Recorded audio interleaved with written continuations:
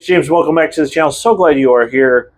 I'm just going to forewarn you, this video has some very difficult material. If violence towards kids triggers you, I would suggest you don't watch it. There was a youth minister named Erickson that was forced to step down.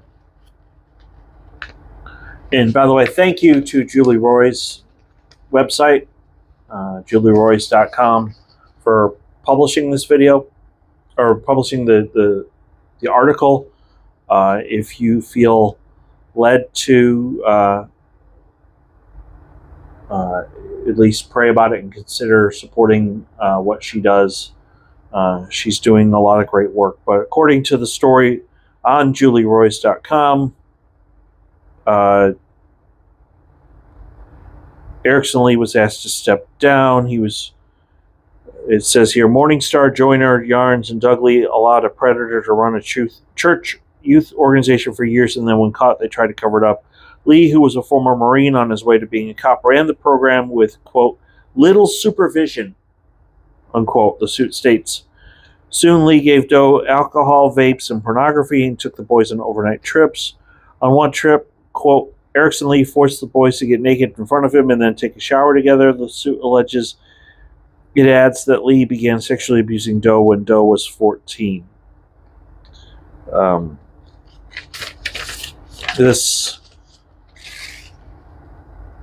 the thing that sickens me is that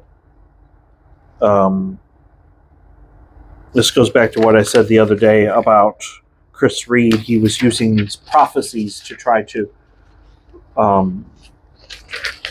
butter up to people and tell them how special they were and how gifted they were, and you know, I've told people that I believe that they had the gift for ministry, but that was it.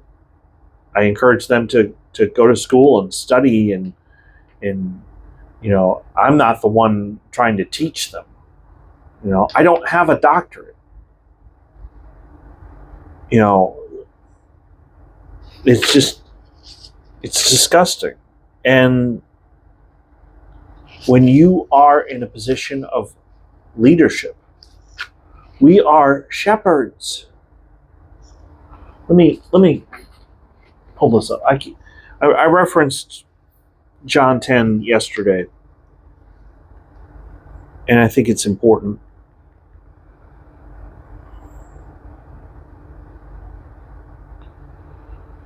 Oh, I love my Bible on my iPad, but you know, changing between chapters is not always easy. Let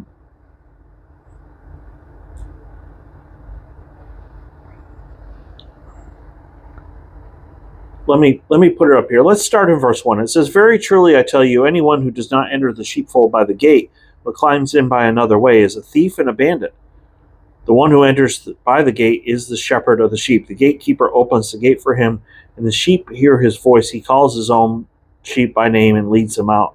When he has brought out all his own, he goes ahead of them, and the sheep follow him because they know his voice. They will not follow a stranger, but will run from him because they do not know the voice of strangers. And this is important because if you understand sheep, you understand the role of the shepherd. The role of the shepherd is to protect the sheep. You don't try to get something from the sheep. And the last thing a shepherd needs to be doing is sleeping with the sheep. That's disgusting. This guy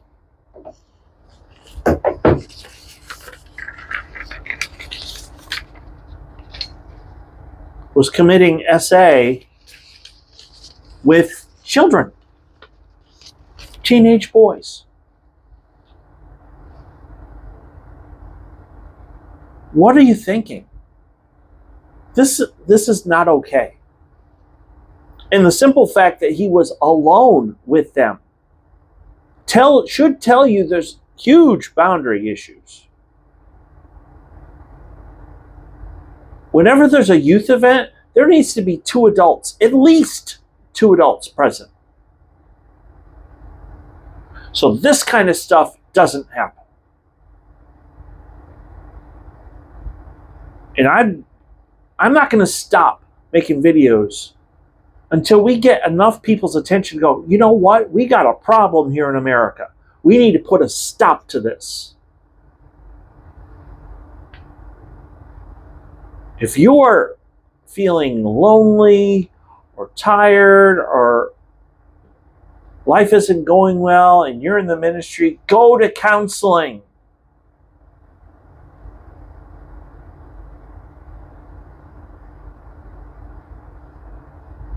I'll admit, when my wife left me for another man, I was devastated.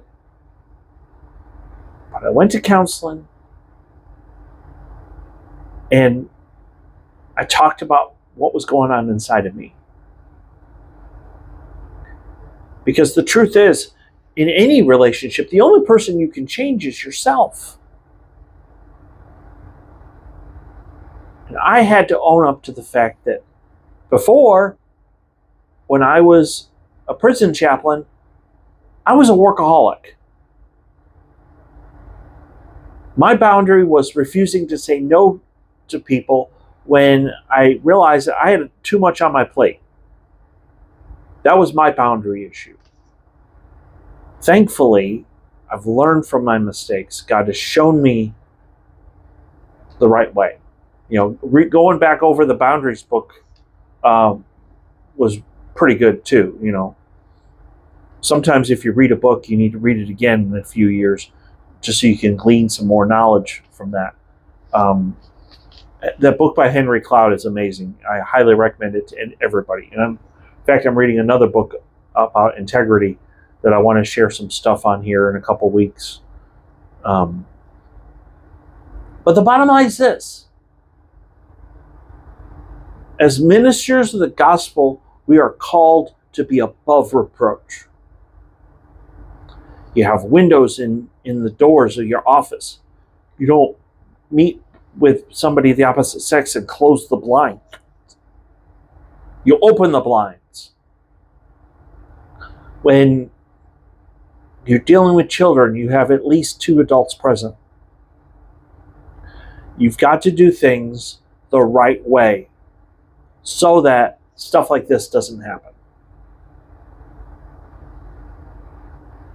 I tried to be vague about the details because, quite frankly, it's disgusting.